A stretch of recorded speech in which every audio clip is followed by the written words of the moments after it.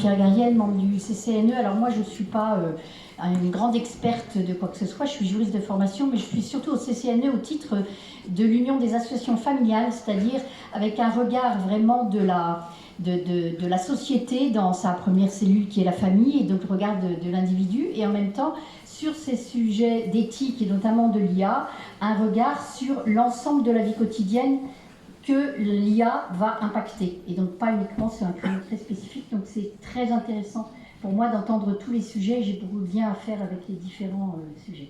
Voilà. Et je suis au CCNE depuis tout récemment.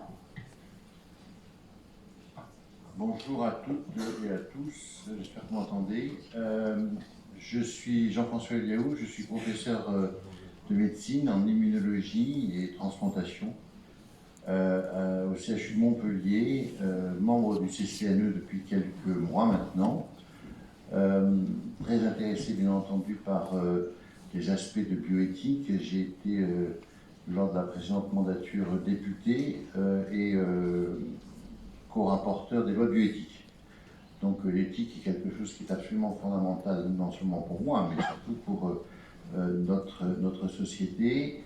Et donc je jouerai le rôle du, du médecin face à l'avancée potentielle de l'intelligence artificielle dans ce qui est extrêmement important, qui est justement la transplantation d'organes et ce qu'on appelle en mauvais français l'allocation d'organes pour les donneurs, pour les receveurs, pardon.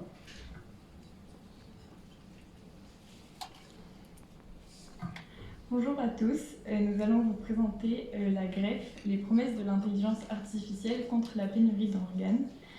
Donc en France, on recense environ 6700 greffes d'organes faites par an, et plus de 50% d'entre elles concernent les greffes de reins. Donc nous allons nous intéresser particulièrement à ça aujourd'hui. Donc, pour les greffes de reins, il peut y avoir deux origines du greffon.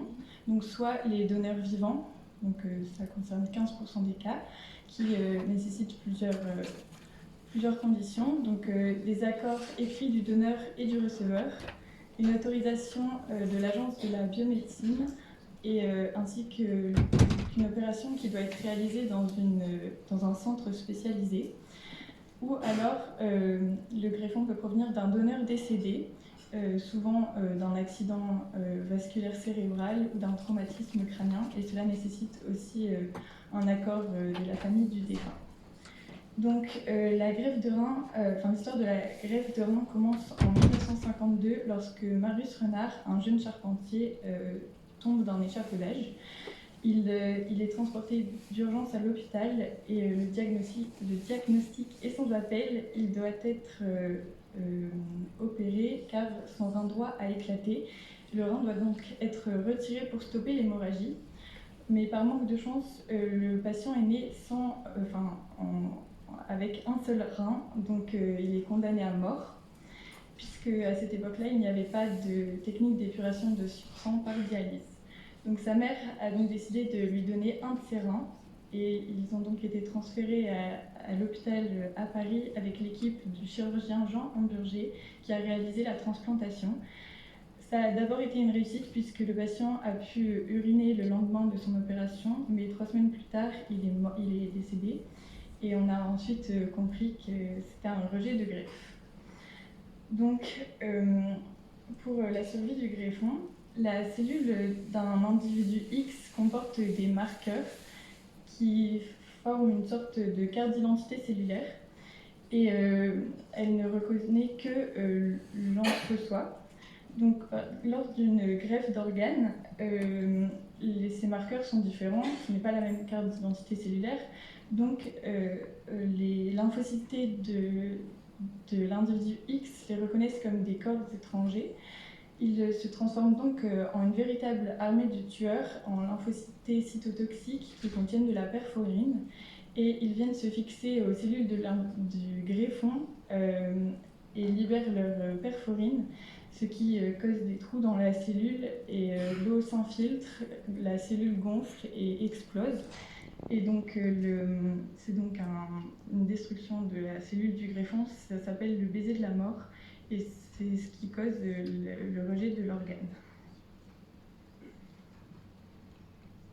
En 1952, on observe une étrange synchronicité puisque Jean Hamburger vient de réaliser la première greffe de rein à partir d'un donneur vivant. Et de l'autre côté de l'Atlantique, John McCarthy crée un groupe de scientifiques pour construire des machines pensantes. Et 4 ans plus tard, il va nommer cette nouvelle discipline intelligence artificielle. Et donc c'est vrai que cette synchronicité est tout de même assez incroyable. 70 ans plus tard, l'intelligence artificielle est au secours du rein. Nous allons nous intéresser au cas particulier de la prédiction de l'avenir d'une greffe rénale. Et avant d'aller plus loin, nous allons étudier les conséquences de l'insuffisance rénale en nous basant sur les données de 2021. En 2021, on a plus de 11 000 nouveaux patients en insuffisance rénale sévère. 2 solutions s'offrent à eux. Soit ils réalisent ce que l'on appelle une dialyse. C'est un traitement de purification de sang devant être répété tous les 2 jours et qui dure entre 4 et 5 heures. Et donc, en prenant en compte les temps de transport, d'attente et de récupération, on estime qu'un tiers de l'existence est ainsi amputé. Ou alors, ces patients atteints d'insuffisance rénale sévère peuvent réaliser une greffe. Mais ces solutions ne sont pas définitives puisque des patients dialysés ont pu recevoir une greffe et d'autres ayant été greffés ont pu mal réagir à leur greffe, nécessitant un retour en dialyse. En 2021, on estime qu'environ 10 000 patients dialysés ou greffés sont morts. Depuis plus de 30 ans, l'écart entre le nombre de personnes en attente de greffe, donc représenté ici en rouge, et le nombre de greffes réalisées en bleu ne cesse d'augmenter. Cela est dû à plusieurs facteurs, mais nous allons nous concentrer sur le taux de survie du greffon qui n'augmente plus. Les traitements immunosuppresseurs permettent d'éviter le baiser de la mort. Et depuis les années 80, la découverte de nouvelles molécules ont permis la survie du greffon. Cela se répète dans les années 90. Cependant, dans les années 2000, aucune nouvelle découverte n'a été réalisée. Donc le taux de survie reste globalement inchangé et ces greffes qui cessent de fonctionner nécessitent soit un retour en dialyse ou alors une nouvelle greffe, ce qui est problématique dans une situation de pénurie d'organes. Mais alors, comment avec un nombre limité d'organes peut-on réussir à soigner durablement des patients atteints d'insuffisance rénale sévère? Donc en fait, c'est ce que le spécialiste français du rein Alexandre Loupy s'est donné comme objectif.